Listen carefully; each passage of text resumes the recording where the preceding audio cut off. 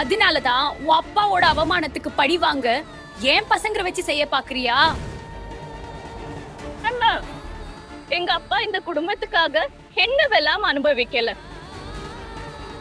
அவர் கண்ணு பார்த்து நான் எப்படி பேசுவார், அவர் நான் எப்படி எதிர்கொள்வார்? ஏற்கனவே சஞ்சுவை பத்தி இவ்ளோ போய் சொல்லிட்டேன். இப்போ இதுக்கு மேல போய் சொல்ல எனக்கு தைரியம் இல்ல. ஏற்கனவே குற்ற உணர்ச்சியில தான் வாழ்ந்துச்சிருக்கேன். இப்போ இது தெரிஞ்சதுக்கு அப்புறம் ஏன் சஞ்சய் பாட்டி, ஏன் எங்க அப்பாக்கு இப்படி பண்ணன?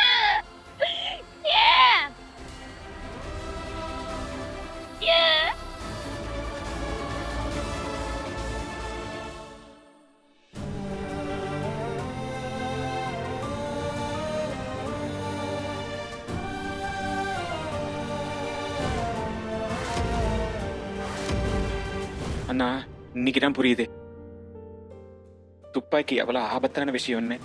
நான் இன்னைக்கே அப்பா கிட்ட பேச போறேன். துப்பாக்கியை லாக்கர்ல வைக்க சொல்லுங்க, இல்லனா அதை வித்துட சொல்லுங்க. என்ன வேணா பண்ணுங்க, ஆனா துப்பாக்கி நம்ம வீட்டுல இருக்க கூடாது. நீ சொல்றது சரிதான். எனக்கு என்ன தோணுதுன்னா, மனுஷன் துப்பாக்கியை பயன்படுத்தவே கூடாது. நான் அதை நினைச்சு பயந்துட்டு இருக்கேன். ஒருவேளை தவறுதலா அந்த துப்பாக்கியில இருந்து குண்டு பாஞ்சு நேஹாவுக்கோ இல்ல உனக்கோ பட்டிருந்தா? அதுதான் அண்ணா, எலும்பும் சதையுமா ஒரு எதிரிக்கிட்ட கூட ஓரளவுக்கு நீங்க மனிதாபிமானத்தை எதிர்பார்க்கலாம். ஆனா துப்பாக்கி ஒரு இயந்திரம், அதுக்கு உணர்ச்சியும் கிடையாது, யோசிக்கிற புத்தியும் கிடையாது. அதுக்கு ஒரே ஒரு வேலை தான் தெரியும், யாரோட உயிரையாவது எடுக்கிறது. அதனாலதான் சொல்றாங்க சஞ்சு, துப்பாக்கி ஒரு உயிரற்ற பொருள், ஆனா அதனாலதான் உயிருக்கு அதிக ஆபத்து.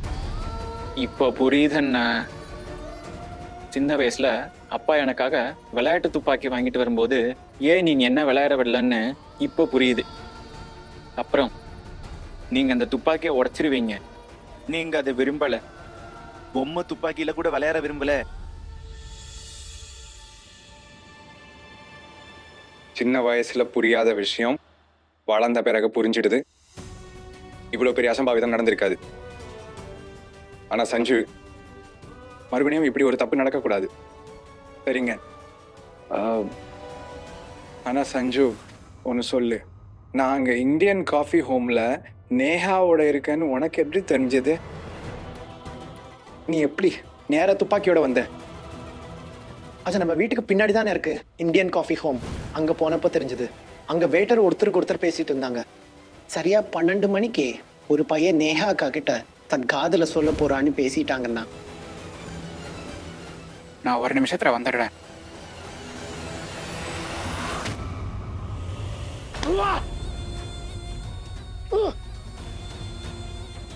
தெரியல, இந்த திரிபாட்டி குடும்பம் அப்படி என்ன குடிச்சிட்டு இருக்காங்களோ தெரியல. ஒரு வாட்டி அவங்க தலையெழுத்தை எழுதுன அந்த பேனா மட்டும் எனக்கு கிடைச்சா போதும். சத்தியமா முதல்ல அதைத்தான் உடப்பேன். பண்ணின எல்லா வேலையிலையும் மண்ணை அள்ளி போட்டுட்டான். இதுல இந்த பாச போராட்டம் வேற தனியா நடக்குது.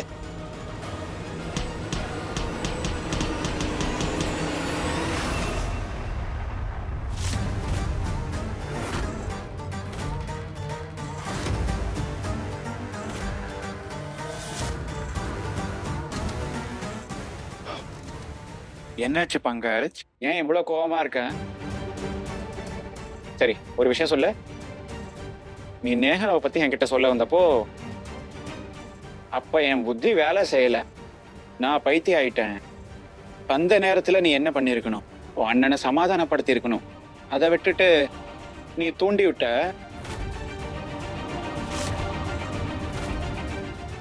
சரி, இதையும் விடு. அப்புறம் காஃபி ஹோம்ல உனக்கு அஜயனோட முகம் தெரியலன்னு வச்சுப்போம். ஆனா நீ நேஹாவை பாத்தியே, அப்ப அவகிட்ட போய் பேசி இருக்கலாமே, அந்த பையன்கிட்ட இருந்து நேஹாவை காப்பாத்திருக்கலாமே. காப்பாத்திருக்கணும்ல? அவளை அக்கா அக்கான்னு சொல்றியே, ஆனா நீ என்ன கொண்டுன? நீ என்கிட்ட வந்த, என்ன வெடிமருந்து குவியல்ல உட்கார வச்ச, அப்புறம் எரியிற தீக்குச்சிய என் கையில கொடுத்துட்ட. ஏ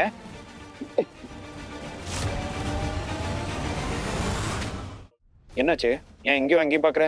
ம், கேட்டதுக்கு பதில் சொல்லு.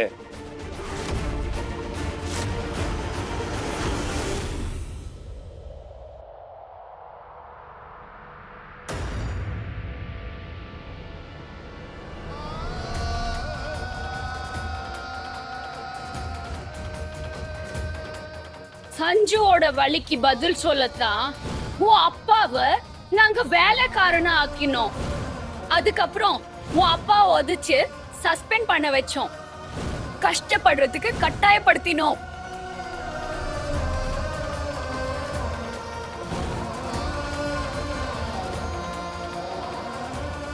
நடந்ததுக்கு அப்புறம் அப்பாவை போய் பார்க்க எனக்கு தைரியம் இல்ல. என்னால இது முடியாது முடியாது முடியாது.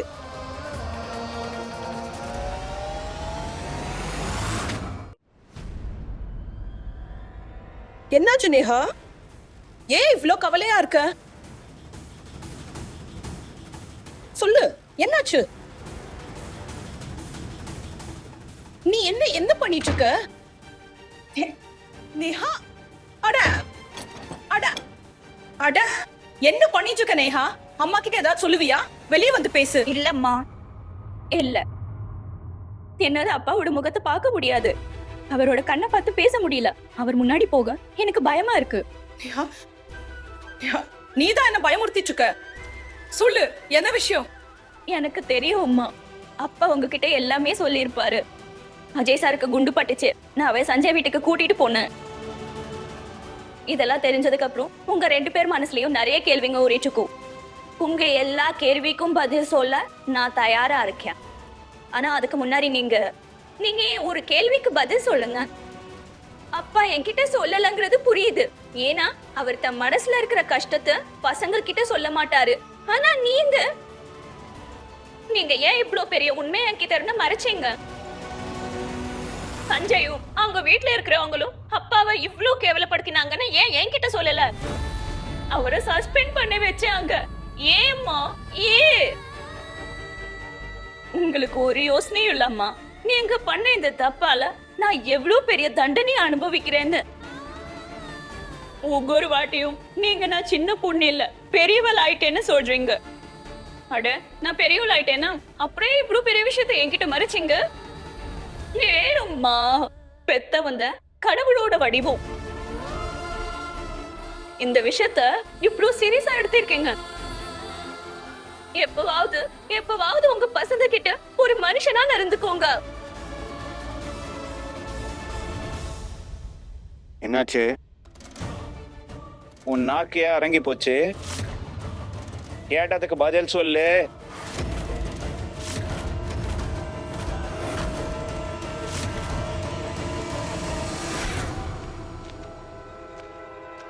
இதுதான் என்கிட்ட இருக்கிற பதில் உங்க எல்லா கேள்விக்கும். அண்டா,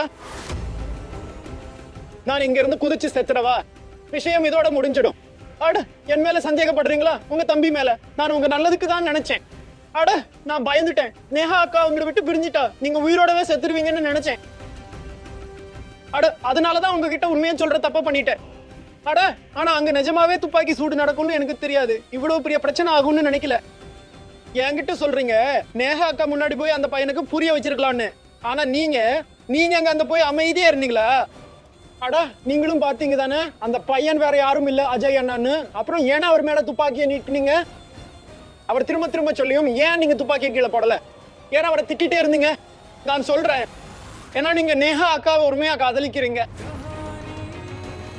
ஒரு தன் காதலை வேற ஒருத்தரோட பார்க்கும்போது முத்தி கெட்டு போயிடும். அந்த நேரத்துல நான் இதையெல்லாம் யோசிக்கல. என் அண்ணனோட காதல் வேற ஒருத்தன் கைக்கு போறத என்னால பார்க்க முடியல. அதான் வந்த. மத்தபடி என் விசுவாசத்துக்கு நான் இங்க இருந்தே சாட்சி சொல்ல முடியும். நான் போறேன், என்ன மன்னிச்சிருங்க. நான் போறேன், என்ன மன்னிச்சிருங்க. இல்ல நில்லு. கை கொடு. சரி, வா வா. சாரி. இல்ல கைய விடுங்கன்னா என்ன சாக விடுங்க. ஏன் இவ்வளவு உணர்ச்சி வசப்படுற? சரி, தப்பு நடந்துருச்சு. சாரி.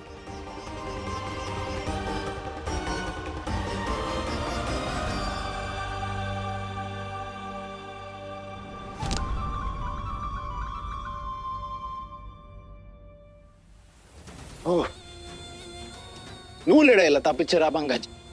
இல்லைன்னா இன்னைக்கு எல்லா உண்மையும் வெளியே வந்திருக்கும். இப்போ நான் இன்னும் கொஞ்சம் ஜாக்கிரதையா இருக்கணும். இந்த திரிபாட்டி குடும்பம் அழியறத நான் பார்க்கிற வரைக்கும் என் உண்மை வெளியே வரக்கூடாது. இப்போ அப்பா கிட்ட பேசுறதுக்கு எனக்கு தைரியம் வரல, அவர் முன்னாடி போறதுக்கு. ஆனா உங்க மேல சத்தியமா அம்மா, அதுக்கு ஒரு துளி கூட தெரியாது சஞ்சய் திரிபாட்டி எங்க அப்பா மேல கை வைக்க துணிஞ்சான்னு. ஆனா இப்போ உண்மை என் முன்னாடி வந்துருச்சு. அஜய் சாரை நான் ரொம்ப மதிக்கிறேன், ஏன்னா அவர் இந்த குடும்பத்திலேயே வேற மாதிரி. ஆனா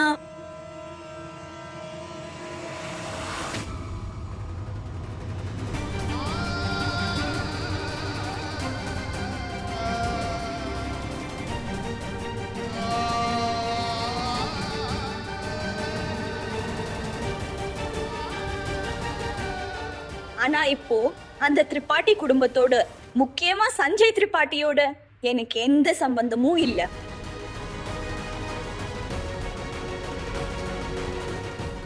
இன்னைக்கு நீ மறுபடியும் ஒரு வாட்டி நிரூபிச்சுட்ட சஞ்சு, உன்கிட்ட இந்த பிரிஞ்சு வரணும்னு நான் எடுத்த முடிவு எவ்வளோ சரின்னு.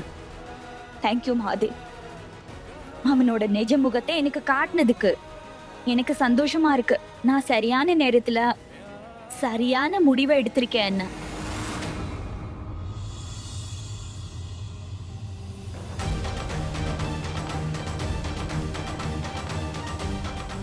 சஞ்சு, திடீர்னு எங்க போயிட்ட சஞ்சு? ஒன்றும் இல்லை, ஒரு வேலை ஞாபகம் வந்துருச்சு. நான் யோசிச்சுட்டு இருந்தேன்னா, துப்பாக்கி என் கையில இருந்து வெடிக்கலன்னா அப்போ யாரு தான் சுட்டது?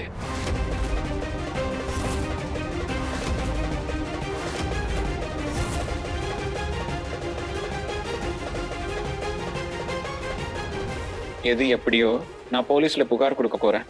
அது யாரா இருந்தாலும் அவனை பிடிச்சி பெரிய தண்டனை வாங்கி கொடுப்பேன்.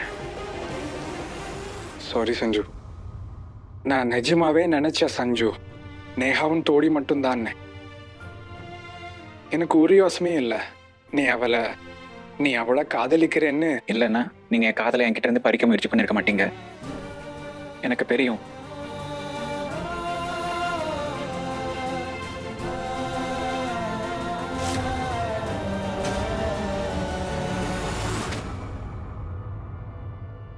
என்னாச்சு சஞ்சு? உன் இதயம் ஏன் இவ்வளோ வேகமா துடிக்குது? நேஹாவை இறந்துருவோமோங்கிற பயத்துல. அண்ணா, அவ என் மேல ரொம்ப கோவமா இருக்கா. எனக்கு பயமா இருக்கு. ஒருவேளை நிஜமாவே அவ என்ன விட்டுட்டு போயிட்டா என்ன பண்றதுன்னு. அண்ணா, அப்படி மட்டும் நடந்தா நான் நிஜமாவே செத்துருவேன். அப்படிலாம் ஏதோ நடக்காது லூசு. நீ ஒரு வாட்டி நேகா கிட்ட போய அவகிட்ட மன்னிப்பு கேளு. எனக்கு முழு நம்பிக்கை இருக்கு அவ உன் பேச்ச புரிஞ்சுக்குவான்னு. அவ உன்னை மன்னிச்சிடுவா. போடா தம்பி, எல்லாம் சரியாயிரும். அதுவும் இல்லாம நாளை மறுநாள் கிருஷ்ண ஜெயந்தி வருது. உன் ஆசை கண்டிப்பா நிறைவேறும்.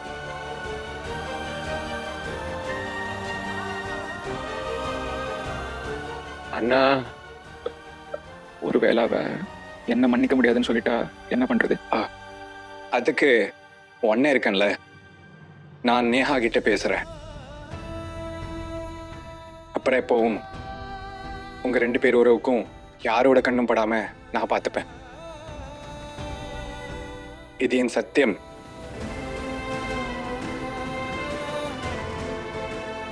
ஆனா இன்னைக்கு அப்புறம் தவறுதலா கூட எந்த தப்பும் பண்ணக்கூடாது சஞ்சு. அப்புறம் ஞாபகம் வச்சுக்கோ சஞ்சு, காதல்லையும் நம்பிக்கையிலையும் வாய்ப்புங்க அடிக்கடி கிடைக்காது. புரிஞ்சுதா?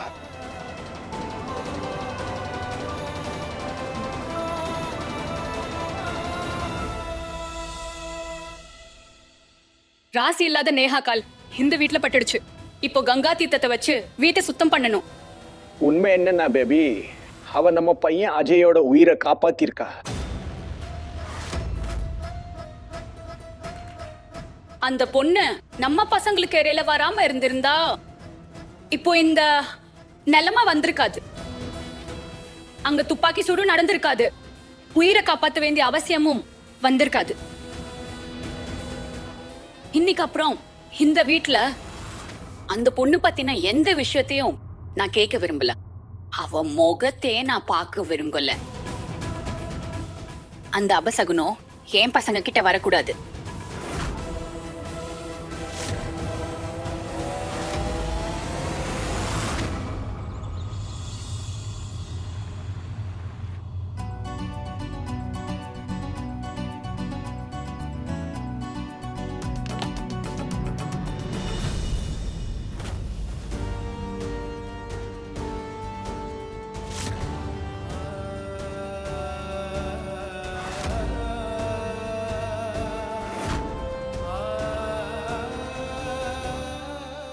எனக்கு தெரியும், எனக்கு மன்னிப்பு கேட்க உரிமை இல்ல.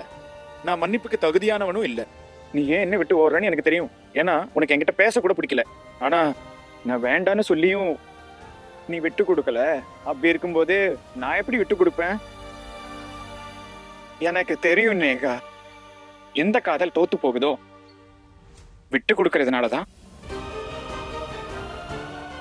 ஆனா நான் விட்டு கொடுக்க விரும்பல.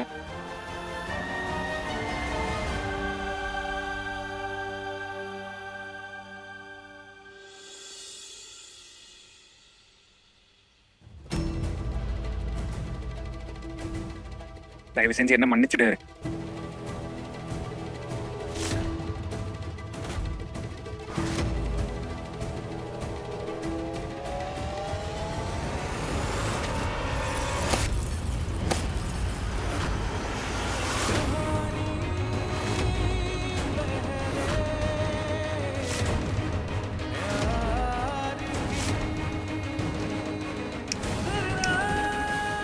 ஒரு வாட்டி சொல்றேன், இதுதான் கடைசி தடவை. ஒரு வாட்டி தான் சொல்லுவேன். கவனமா கேட்டுக்கோ சஞ்சய் திரிபாட்டி. உன்னை காதலிக்கிறது ஒரு பக்கம் இருக்கட்டும், உன்னை வெறுக்க கூட எனக்கு தகுதி இல்லைன்னு நினைக்கிறேன்.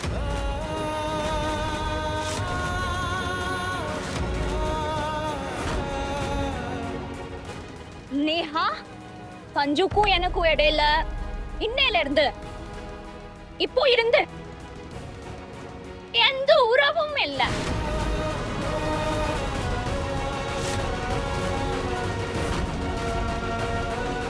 கேட்டுதா உனக்கு? என் வாழ்க்கையில நீ ஒரு தூசி கூட கிடையாது.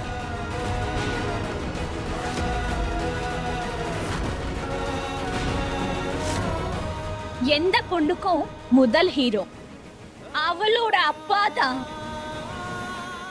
யாராவது அப்பா மேல கை வச்சா அதை என்னால பொறுத்துக்க முடியாது. உன்னை மன்னிக்கிறதுங்கிற பேச்சுக்கே இடம் இல்ல.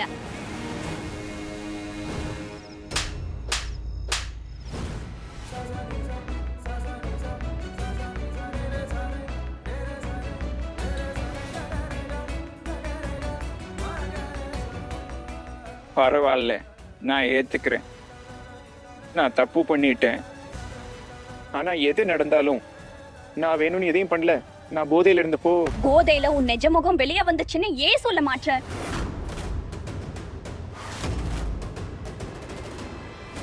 நீ நிறைய போதை பொருள் பயன்படுத்தி இப்ப சஞ்சய் திரிபாட்டி. ஆனா போதையில இருக்கும்போது நீ ஏன் உன் அப்பா அம்மா மேல இன்னைக்காவது கை வச்சிருக்கியா?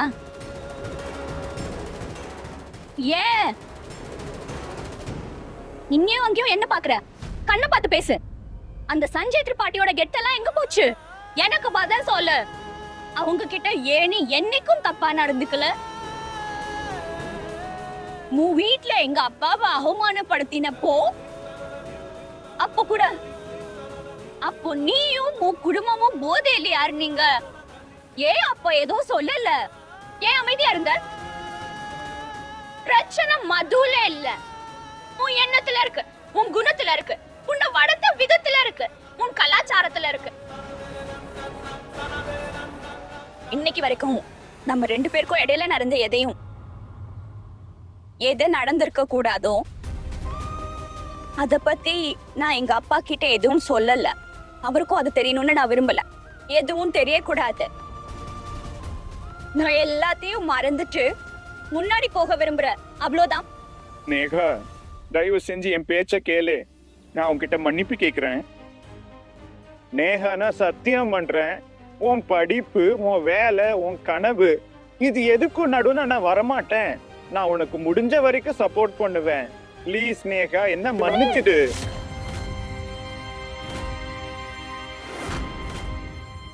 எனக்கு உன்னை கொஞ்சம் கூட பிடிக்கல.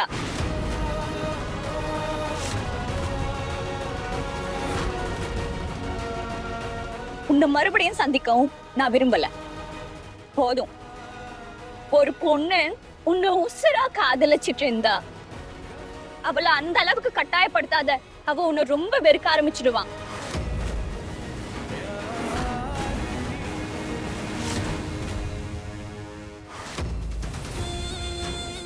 எல்லாம் முடிஞ்சது. இவ அவ்வளவுதான். உயிர் மட்டும் பாக்கி இருக்கு. அதுவும் இன்னும் எவ்வளவு நாள்? இவங்க 2 பேருக்கும் இடையில அவ்வளோ தூரத்தை உண்டாக்குவேன். அப்புறம் ஒருத்தர் திரும்பி கூட பார்க்க மாட்டாங்க.